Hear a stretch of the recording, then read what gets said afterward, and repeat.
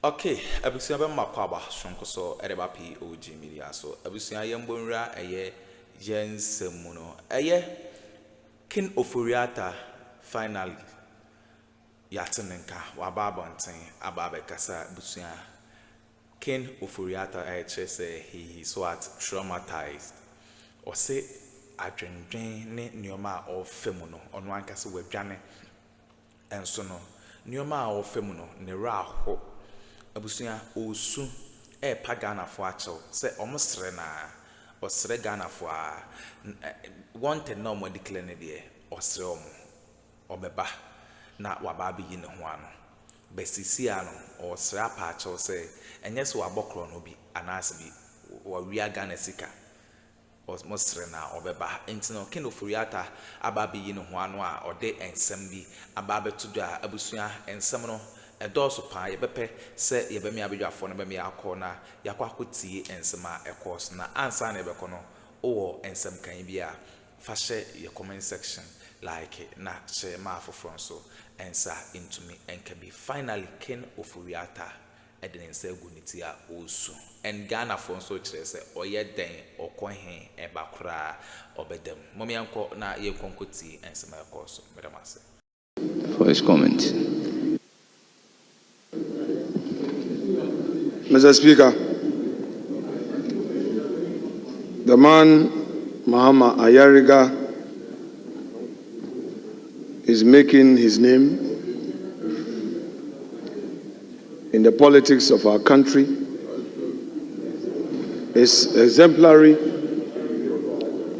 and must be commended. Mr. Speaker, I have not slept on this matter. He was taken to the south, I was taken to the north gate in ensuring that this matter was resolved. Mr. Speaker,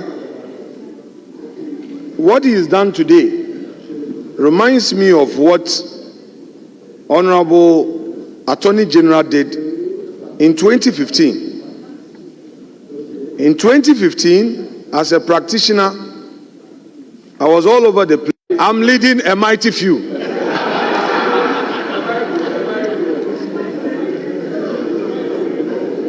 And Honorable Ayariga in ECOWAS Parliament is known as a sincere partner when it comes to resolving conflicts. And he's demonstrated it here. So, my respected leader, I want to assure you that our side would engage you constructively. Let's do the politics in a very decent way. Let's respect each other. Let's use words that are complementary. Hold those who are the lowest ebb up and bring them up. If somebody is making a mistake, you go to the person and say, look, you could do it better.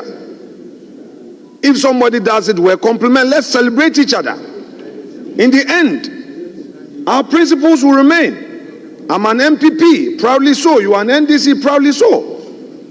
Don't let us use this platform to denigrate even our leaders. Sometimes the way we go after our leaders, the little said about it, the better. We use unprintable words. And let me caution all of us. The 2024 elections, check the percentage turnout. In Central, we didn't go beyond 60%. In Volta, around the same figures. In Ashanti, Upper East, Upper West, Greater Accra, the mighty Greater Accra, and they would go scot-free. If there is anything against any past government official, due process must be followed. And I'm sure all of us will have peace. My respected colleague, extend to His Excellency the President of the Republic the assurances of the minority that with this, we will also accord him every courtesy due him as President of the Republic. We would cooperate and oppose when we have to oppose. After all, our duty is to oppose you.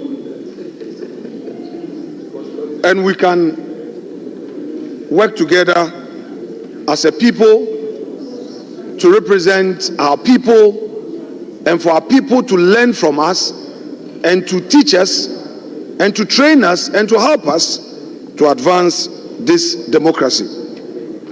I want to conclude, Mr. Speaker, by saying that Mr. Ofori, as at this morning, I had an extensive engagement with him. He's traumatized by the labeling of this adjective described to his person. But he still knows that his God is with him.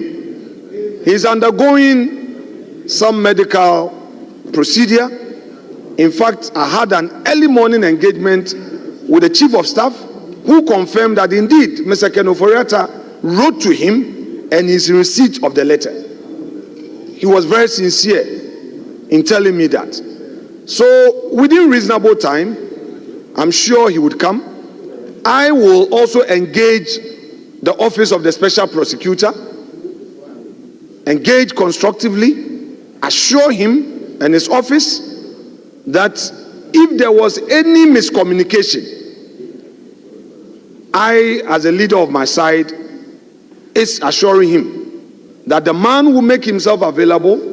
He left the country with permission. He would come, and if there is anything that has to be investigated, he will make himself available. It's not easy to serve your country, and I'm sure all shall be well for the good of us all. Mr. Speaker, I thank you so much for this opportunity, and thank once again the Majority Leader.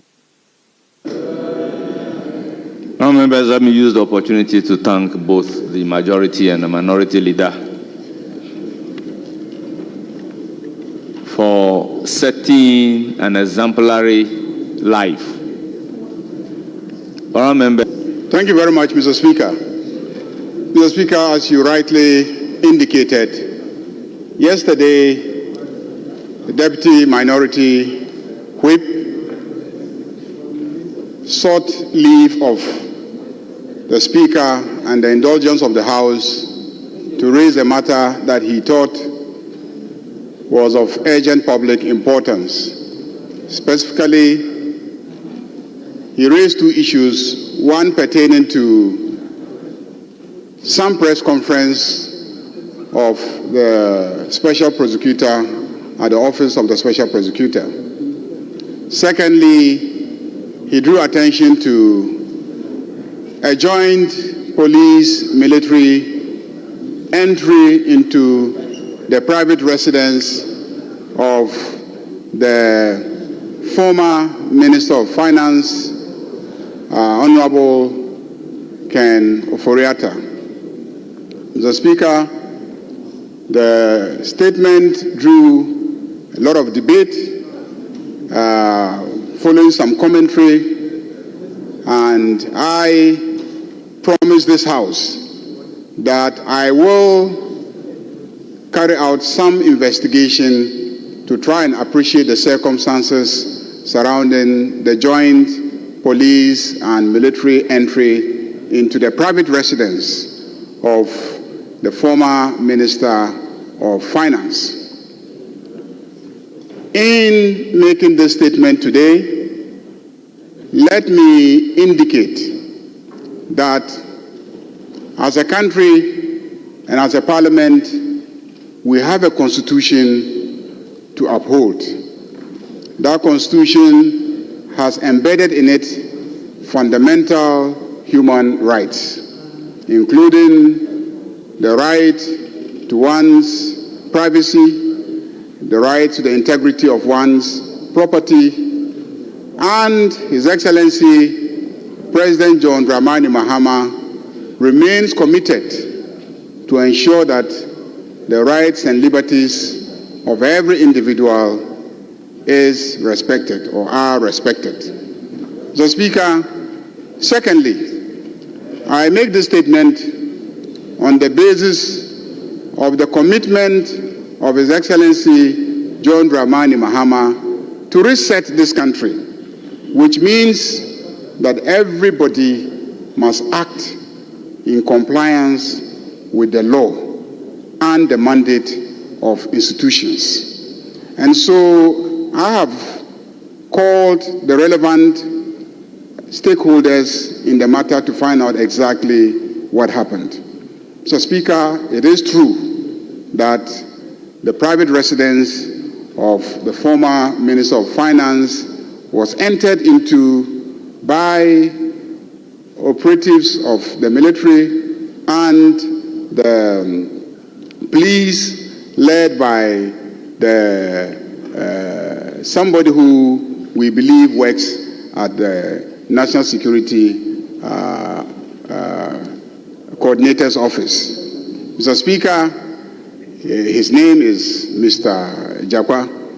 Mr. Speaker, we have investigated the matter, and we want to say and assure our fellow countrymen and our colleagues in this House that we have received assurances from the Office of the National Security Coordinator that it was not intended that that should happen, and that occurrence is most regrettable and unfortunate, and he wants to give this House his word and assurance that a thing like that should never happen again. Mr. Speaker, I have also spoken with the Minister of Interior, who has spoken with his IGP, and I've spoken with the Minister of Defense, and all of them give their assurance to this House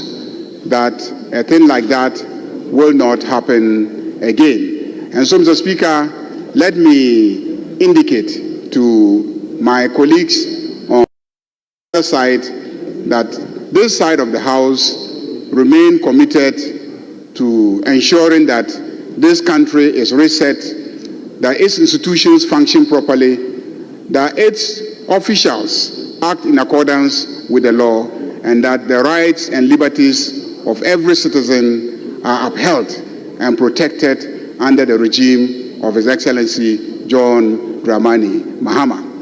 I personally extend my apologies to the former Minister of Finance, and I believe that this should suffice. Thank you very much, Mr. Speaker. Thank you, Honorable Majority Leader.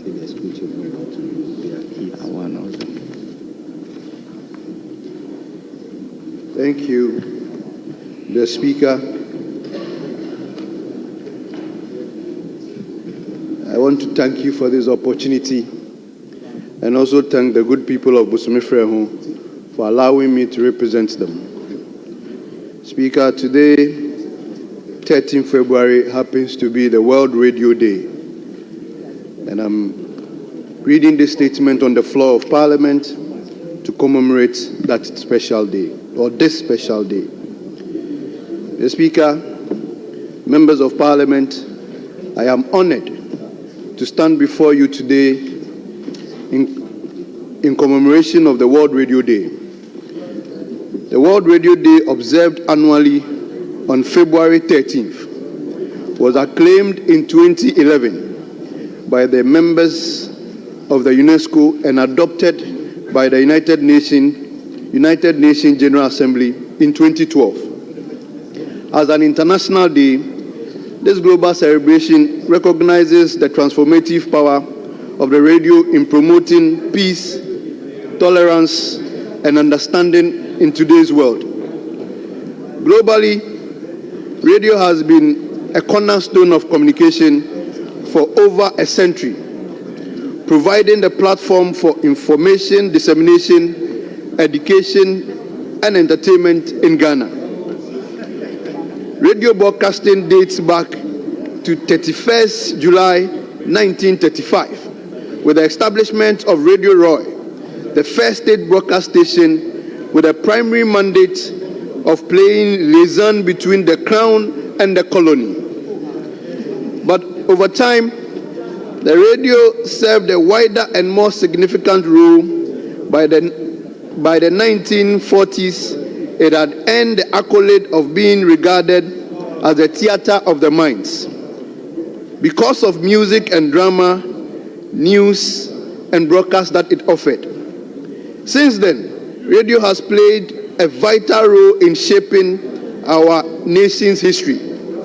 From the struggle for independence to being a mouthpiece of coup plotters and finally becoming the voice of people, which is the present day today. Mr. Speaker, our radio stations, becoming a beacon of democracy of today, have however not been without a tussle. Prior to 2001, it was a criminal offense for a person to publish a defamatory or libelous statement about an identifiable person in the country. I am proud to state that on July 27, 2001, championed by the former President of the Republic of Ghana, Nana Addo Akuffo Addo, was the then Attorney General of the Republic. The Speaker unanimously voted to change the criminal libel code. That is the repeal of the criminal libel law and the seditious law. That is amendment in the Act 201. A law by which many journalists had previously been jailed for doing their jobs. Now, libel cases are handled in civil court and remedy for the same damage among other civil. I cannot address my submission for your honorable self and House without referring to the significant contribution journalists on radio have made in our country. Aside from being the focal point of dissemination of information, they have provided a platform for citizens to engage in discussion, hold leaders accountable, and access critical information, which forms a critical aspect of democratic nation like Ghana. Radio, I reiterate, has become an indispensable tool for democratic practice, especially at the local level. However, despite this contribution, there are challenges that we must acknowledge. Some journalists on radio have been known to perpetuate hate speech, propaganda, deliberate misinformation to the public on critical matters.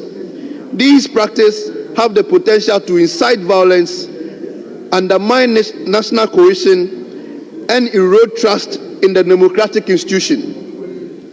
The growing case of politically owned affiliate radio stations and more often than not the unfortunately biased reportage has misinformed and eroded the gain that the radio throughout life has made, and it's important that we take note of that. To address this concern, I urge radio stations to uphold the highest standard of professionalism, accuracy, fairness in their reportage. As we celebrate World Radio Day, let us reaffirm our commitment to promote a free, independent, and responsible radio media. Let us work together to ensure that radio continues to serve the powerful tool for building a more informed, tolerant, and peaceful society. To conclude, Mr. Speaker, I must say that radio perpetuity is in the face of the mass influx of social media channels and platforms, is a testament to the United Nations and UNESCO's commitment to set aside a day as today to celebrate World Radio Day. Mr. Speaker, I am grateful again for giving me or granting me this opportunity, and I'm thankful for the House for indulging me. Thank you, Mr. Speaker. Thank you very much. I'll give the floor to Honorable Minister for Education. Mr. Speaker, let me thank you for the opportunity to contribute to the statement in honor of the World's Radio Day and to commend the maker of the statement for bringing this matter to fore. It affords us an opportunity as Parliament, as guardians of human rights. What has been the role of the Parliament of Ghana in safeguarding the right to freedom of expression? At least today, Ghana can celebrate, Mr. Speaker. We are comparable even to the United States. The number of FM stations in Ghana today exceeds 300. The number of TV stations exceeds 200. It means, Mr. Speaker, this country has given room to the ventilation of ideas. I agree with him when he says criminal libel. Yes, the law has been repealed, but you have Ahmed Swale and others who were murdered in the course of service. That is heavier, and that is what we all must commit, that tolerance. That's why, Mr. Speaker, I'm paraphrasing his words. The theme for today is peace, tolerance, and understanding. If there is tolerance, you won't have journalists being murdered. If there is tolerance, you won't have journalists being invited by the police CID for comments that they have made. If there is tolerance, even members of parliament here won't be at each other's throats. So tolerance in its true sense. Mr. Speaker, I've always said that the Honorable Asensio Chiri's right to speak ends at my right not to listen. He has a right to speak. So if he speaks, I also choose that I won't listen. But with respect, I should recognize that he has a right to speak. Mr. Speaker, what is lacking in Ghana is a broadcaster bill. I wish the majority leader was still here, Honorable Mahama Yarga, far back a decade ago when he was Minister for Information. I forwarded to him a draft legislation to regulate broadcasters generally in Ghana. The parameters must be drawn. Take GBC, Mr. Speaker, for instance. Are they a state broadcaster? Are they a public broadcaster? We don't know. Rural radio stations. Then, Mr. Speaker, today, social media has become a toxic source of misinformation. And people enjoy it. They enjoy some of the things we trade, running down reputation, running down integrity without due cause. So today we must celebrate World Radio Day. But Mr. Speaker, I believe that it's about time. I'm sure the new President Mahama's new Minister for Communication should give it some attention. We need a broadcaster bill that defines one, who is a state or public broadcaster. GBC must be situated to be like BBC. How is it financed? Then we should have private broadcasters like we do. The like of multimedia is doing very well today. Then rural community radios. In some communities, what they enjoy is that is their opportunity. Even if the chief has an announcement, at least the radio station will be able to tell the community that the chief says that wear a mask because there is threat of COVID. It serves them their purpose. So, Mr. Speaker, I commend him for bringing this matter to fore. Then peace. You see, Mr. Speaker, the words. My mother used to say that your tongue is like a bullet. When it fires out the word, you can't arrest it again. Even if you look at domestic conflict, what husbands tell wives, what wives tell husbands, you say it and in a second you regret because your word becomes what? Your bullet. So, Mr. Speaker, my mother used to advise me that I should maintain golden silence on matters in the sense that you cannot interpret silence. Nobody can interpret silence. So if you want peace, learn to be silent. If somebody is saying something you disagree, keep your silence. Maintain golden silence. We're talking about the political class. We run down each other every other day. There's no election tomorrow. Until the next 4 years, there's no election. But we are still talking as if we are politicking and doing a campaign as if there is conduct of elections tomorrow. So, Mr. Speaker, let me commend the maker of the statement and let him know that Ghana have made enormous progress. When you say you are commending only Nana Akuffo Addo, you must thank President Rawlings who promulgated the 1993 Constitution. It is innate that those rights are guaranteed. What you call a market woman constitution is the constitution which has given you those rights. It guarantees freedom of expression. Radio and TV stations gives you the platform to ventilate those expressions. But Mr. Speaker, what I'm guided by his comment is that we all should be measured in what we say and we should be tolerant in what we do. Let's keep the unity and peace of our country even as we practice our democracy. So I commend the maker of the statement and to assure him that Ghana, we can celebrate like America or European Union or the UK, that freedom of expression is guaranteed in our country, is guaranteed in its democracy. Every Ghanaian, Kabina min Kabi, you say what you want. But sometimes, Mr. Speaker, the CID police, somebody makes a comment, then they invite him that come to CID and explain, and that he's under arrest. All that are threats to the fundamental human rights, to freedom of expression. The media, Article 167 guarantees their independence. National Media Commission, and Mr. Speaker, I conclude with it. They are in a turf war. National Media Commission and NCA are in a turf war because who controls radio communication? Who allocates frequencies? It is not for nothing that in the legislation we said that the NMC must sit on the board of the NCA because somebody provides the license and somebody monitors your performance. Mr. Speaker, this parliament, we don't allocate good money for the National Media Commission. George Sapon have always been crying. Every budget hearing, even during election, when he needed money to monitor who is saying what, who is doing what, we don't provide adequate funding. Then finally, political interference. When the Constitution says independence of the media, intolerance, let's respect it. I thank you, Mr. Speaker. Thank you very much. I'll give the floor to Professor. Okay, abusia we ne ensema ekoso ewo political highway so Ken Ofori Atta ena yede ne ho nsem no eguso ebrem no aha na yede mbesi yensem mre mo mienko yebeda masesa mo je pene kokoti sa audio ede emai medamase.